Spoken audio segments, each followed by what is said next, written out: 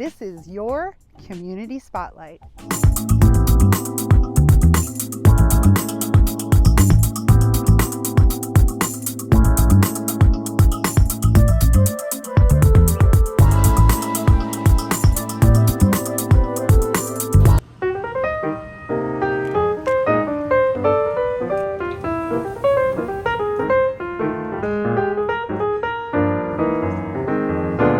Hello, my name is Jose Reina. I'm the general manager for Teddy's Residential Suite and Little Missouri Inn and Suites here at Newtown, North Dakota. Yeah, we've been here in Newtown for almost 15 years now.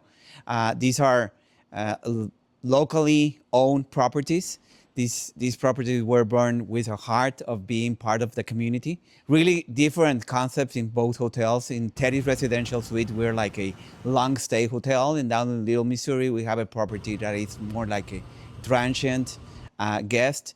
We're open the 7 days of the week, as the hotels must do. We have a 24/7 front desk service. Down in Teddy's Residential Suite, we're a full service hotel. We count with restaurant, we count with 24-hour service in all our, and down in Little Missouri, we're with a complimentary breakfast, hot breakfast all days, just for those casuals stays, not like Teddy's Residential, that is more like a long stay hotel. Basically, our hotels are located just really near to the resort area. We have a lot of tourists coming for fishing, for hunting. We also have a lot of people coming for the oil industry, construction. That's basically the main issue down here at these hotels. You will find it really amazing going through the lake, going and walking through the lake. I love running. So if you go walking from here to the lake, it will take you only like 15 minutes. And there are really nice views to go around. Really great places to visit down here at Newtown. One of the basic things that you can enjoy is watching this pluriculture that you have. You have the natives, you have the American culture, that it's really been, when you come to Newtown, you see that mixture that we have. They are amazing. Like in one side, you will see the cross, and in the other side of the lake, you will see this great sign of the natives. It's like two cultures coming together in a new town that was born with that name because it needed to be a new town, a new place where two cultures will get together. It's really nice. All the impact that you have when you come. In the winter is really nice when you see the lake completely freeze, and then coming in the spring, you will see the ducks and all the birds coming back to the place, really enjoying the views that you have down at Newtown. Yeah, down at Teddy's Residential Suite, we offer a restaurant that is open from 6 a.m. to 11 a.m. with breakfast service. That's our newest service that we're giving at the hotel. We're now offering restaurant with a full menu, omelets, pancakes, smoothies, and things like that. Also, on the night, we're open from 5 p.m. to 11 p.m. And our specialty there is the prime rib. It's really famous here in Newtown, coming every Friday and Saturday to get the prime rib, 12 ounces, and the ribeye of 18 ounces. Down at the Teddy's Lounge is really encouraging coming here and watching your sport. We have like 8 TVs, 80 inches. The TVs, you can watch all your sports, the football, you can watch it here, basketball. And our rooms are conditioned down at here at Teddy's Residential. They're conditioned with kitchens, fridge, living rooms. They're really comfortable if you want to come to Newtown. So we're getting near to spring and summer. This is a really nice season to come to Newtown. We encourage you to come. You could visit the marina, you could visit the lake. Really nice temperatures. It's not hot. It's like 80 degrees, 90 degrees during summer and spring. Really a good time with your family. You can spend it down here at Newtown.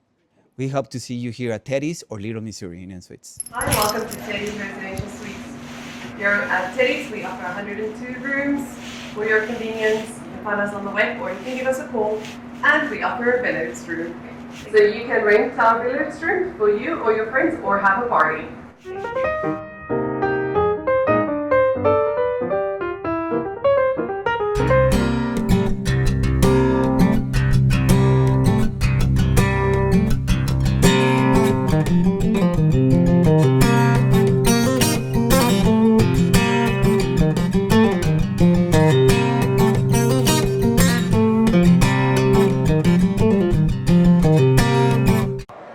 house here with the Parshall Fire Department. We're at our annual fundraiser benefit that we call it.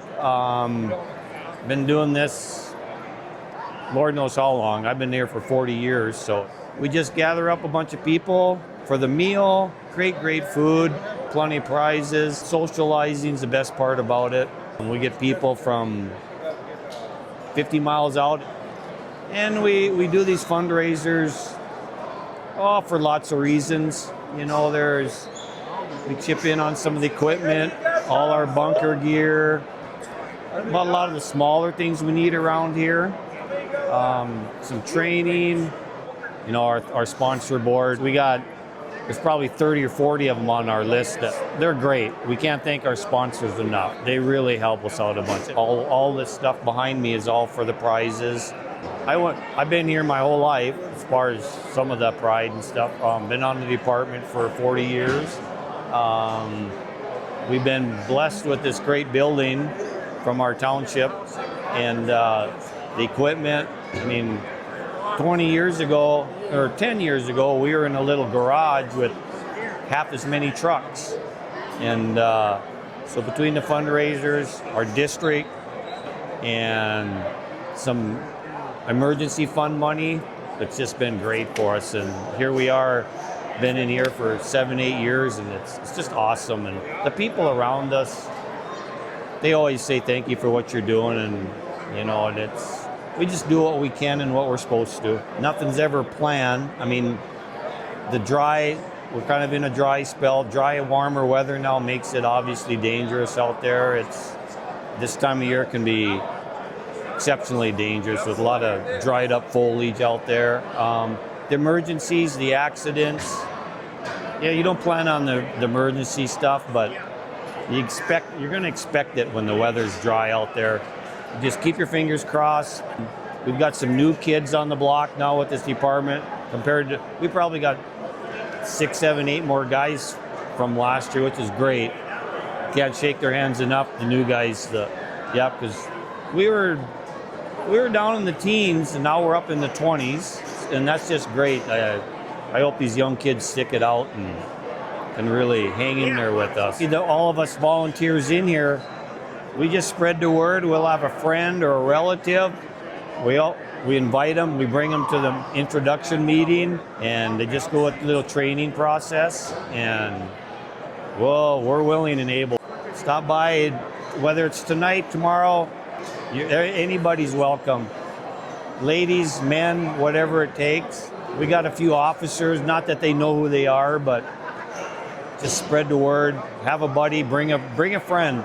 And we'll just start from ground zero. Try to get you through there. If you can hang in there with us, we'll do what we can. We appreciate that. I'm Monty Billiter. I'm a retired chief. I'm on the fire rule fireman, and I'm a district board member. Hi, my name is Brian Severance, and I'm chairman for the Parshall Fire District. They've got a great program here. They've got great food tonight, a lot of games for the kids. It's a family-oriented place to be tonight. This is the big fundraiser for the firemen. This is where they make most of their money for the year. It's an ongoing tradition. It's gone on in Parshall here for generations. Very good for the community. Does a lot of good things. I'm originally from Parshall here. I grew up my whole life here. Went to school, Parshall, graduated from Parshall. A lot of ties to the community. I really like to do things for our community to help better our community.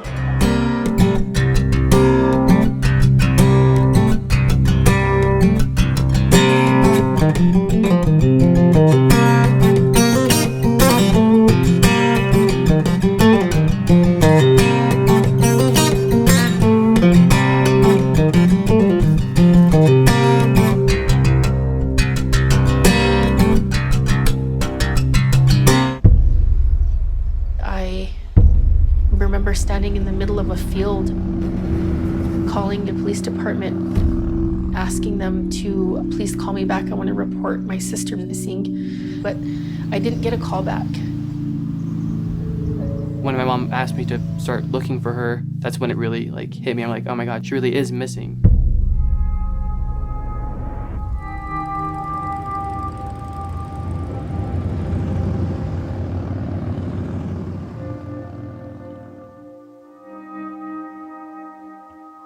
When I first met Heather, I asked her, what can I do to help?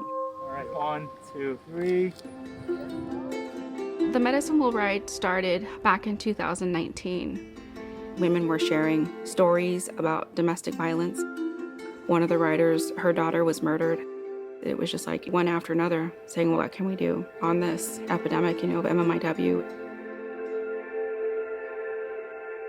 That ache inside of your chest never goes away. The love you have for them never dissipates. We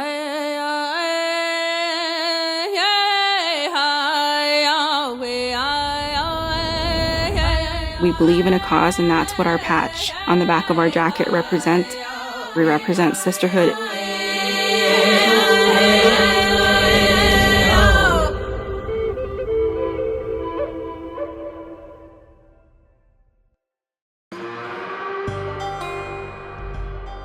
This Rough Rider rodeo that we're at today, the Berger family, Shad in particular, is the organizer, but this whole history of this area involves our nation. Mandan itself is named after one of our tribes, the Mandan head out to the Rikra. And so our history is very rich here. All the parks that we have here, all the monuments that we have are all symbolic of how we lived here for thousands of years. And so when we were approached to say, how would you like to put together a show, a rodeo show, in which we feature some of the cultural aspects and history, we said, yeah, of course we'll do that. So we became a major sponsor of this particular event. It's important when people come here to watch this rodeo that they understand the meaning of the history and people that were here before and they're still here today. With your dancers, your history, the singing, the teepees and things of that nature. And these are celebrations that go on all one summer long, right? And so we start in May and we end up this last week in the United Tribes, where we have thousands of dancers and singers and tens of thousands of people, 100,000 people that come into the city to enjoy the culture. And it's kind of like the grand event of all the summer dancing in Powell. We work a lot with our youth.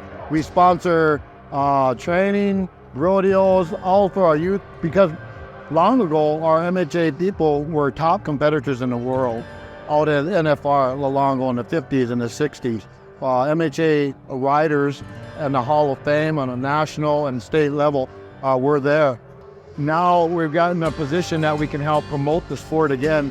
You see a lot of our young athletes or young adult athletes starting to rise up to go back to compete at that level, on the world level. So we're going to be so excited in the years to come here, in the next decade. All the riders are going to come out of this area and perform at that kind of level, and who knows, be world champions like we've had in the past.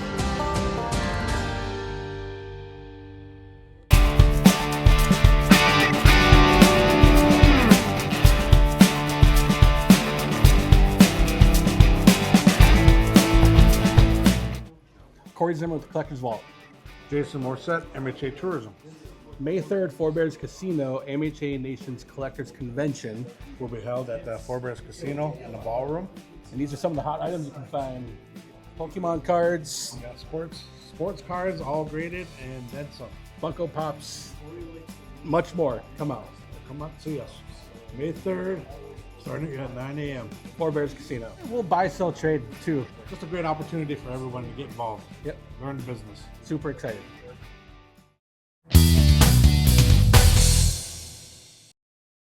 Many people have been touched by addiction, either directly or indirectly. Join us as we educate and break the stigma associated with addiction. Together, we can start a revolution and bring the disease out of the darkness and into the light. Are you addicted to drugs? Narcotics Anonymous can help. If you are interested in Narcotics Anonymous and cannot make it to a physical meeting, or are wanting to experience the Fellowship of Recovering Addicts online, visit virtual-na.org to learn more about online meetings and meetings over the phone.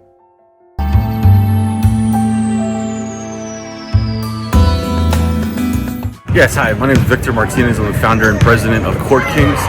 We are a 20-year inspirational basketball organization that goes into different parts of the world, and we share the message of hope, and we also bring some of the best world's best street ball players that some of these guys could have potentially could have played in the NBA, but they chose different routes. But yeah, we're here. We have close to 60 students. I would say 60 students, free of charge here at Four Bears Casino. We're teaching them ball handling skills, different aspects. But the big game is tomorrow night. Doors open up at 5 p.m. where we're playing. And it's such a beautiful arena. We want to thank so much for MHA Nation for hosting us, and we're hoping we make this like an annual classic. And it's just been humble beginnings for us. So Yeah, amazing. And so in a clinic like this, you know, you only have maybe a few hours. What are you really trying to get across and to teach the kids tonight? Yeah, I would say it's just basic fundamentals is the best, but also encourage them to stay away from negative influences, find better peers in their life, drug prevention. But we also want to encourage just basic fundamental basketballs, and hopefully we can come back for Court Kings for a full 4-day basketball camp where we could move into more advanced ball handling skills. Amazing. Yeah. And just lastly, you know, Court Kings, you want to tell us a little bit about how that happened? Oh yeah, so I was actually I played college basketball at Southeastern University in 2001, and then I've started an inspirational program in Richmond, Virginia in 2003, and we basically just worked with youth every Tuesdays and Thursdays, and we started off doing skills clinics and outreaches in different parts of the United States. And in 2007 it formed in as a traveling inspirational streetball team, and today we've been to 11 countries and we've impacted now close to a little bit over 1 million students. We won numerous ESPN Plays of the Year. We played in China, all over Venezuela, and we played in prisons. We played in a lot of different sovereign lands where a lot of people can't go, but they actually invited Court Kings. So we're pretty honored. Amazing. Thank you. One other thing, tomorrow night, you know, your guys are pretty stacked. It's you against the Four Bears. What do you think we're going to see tomorrow night? This is actually an incredible team. I think the MH Nation needs the res ball. We heard they don't talk about street ball, but we're calling all the res ballers out. We're going to bring our game. We don't like to lose, but it's not scripted. But I think it's going to be a great game. I never want to make us always the best team. We can always lose, but we are challenging the best res ballers. Maybe next time we come, the res ballers that didn't get opportunity to play us will play us in the future. All right, we'll have fun, and we'll see you guys again tomorrow. Thank you. We'll be here tonight and look forward to watching again tomorrow. Okay, thank you so much. All right, thank you, Victor. Okay, there you guys go. So they're just drilling it up out there. This is warm-ups and, basic fundamentals, like Victor said.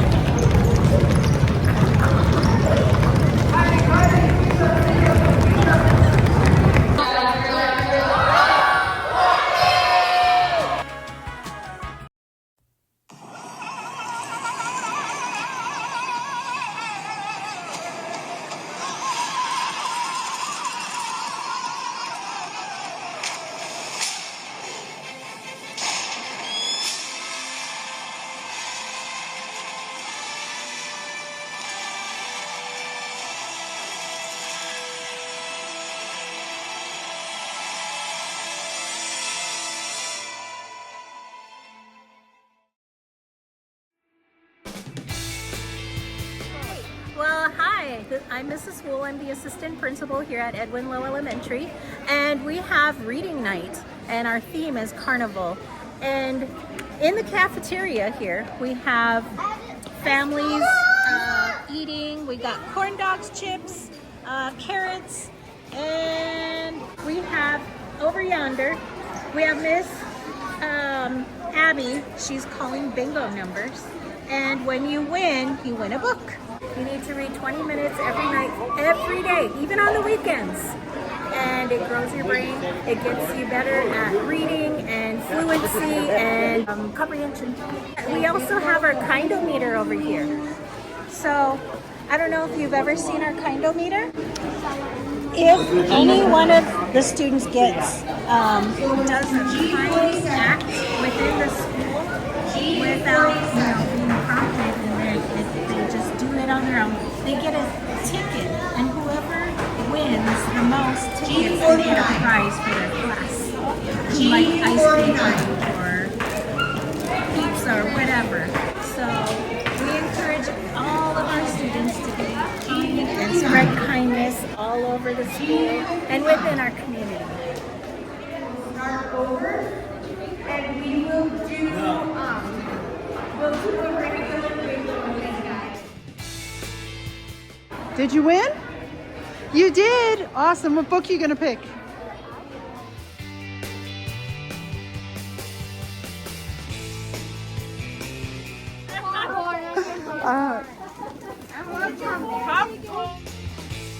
Hi, I'm Laura Schmidt. I'm the reading coach at Edwin Lowe Elementary School. Welcome to our reading night, Read, Ride, and Reach New Heights. Begin with simply dinner and bingo, and then as you come down the hallway, there's activities in each room.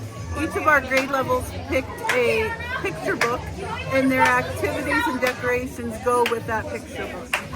And we always have dancing. We're thankful to have the college here. And the highlight of the night is the book fair. We work with Scholastic Books, and they send us, we work with our rep, and then they send us books and boxes. And then we were lucky today to have our seniors from the Newtown High School to come over and help us set up for the book fair. In order for children to get better at reading, they need more exposure. They need to work on their comprehension and fluency. One way we do that is in our reading program called Success for All. Every student's required to read 20 minutes a night and fill out a simple read and respond, bring it back, and then each month they get a reward if they reach 90%. The frosting, these are chocolates. Oh, really? Yes. Well, we're having our annual reading night where we go ahead and bring in the whole community with all different fun games and prizes, and just go ahead and bring awareness of reading to all of our fine people of all walks of life. I'm John Telstrow, and I'm a reading teacher, and I also do PE. Do some robotics, which is also going to be coming up here in April.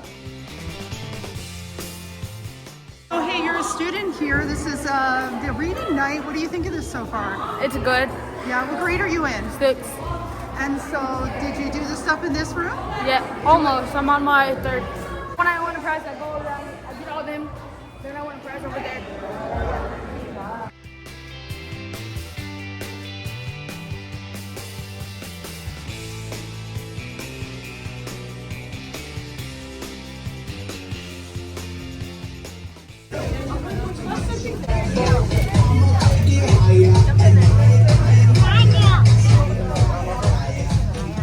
I'm the principal here, and I think it's important that we have this reading night because it brings all of our parents, students, teachers, community all together for a night to celebrate all of the reading that the kids have done this year.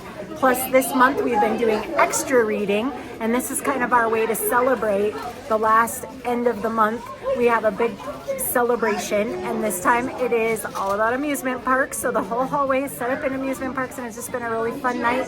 It brings everybody together, and that's the most important part, is that families, community, teachers, students, we're all together doing the right thing. We are sort of disadvantaged, a very rural, high-need area. I believe our people deserve the best in healthcare. Our clinics are depending on the National Health Service Corps. Every single day I feel like I'm able to make a difference for people and touch people's lives, and they touch mine too. If you're looking for a job that you will love, it's really investing in people's lives and investing in a community. And you need to look at National Health Service Corps.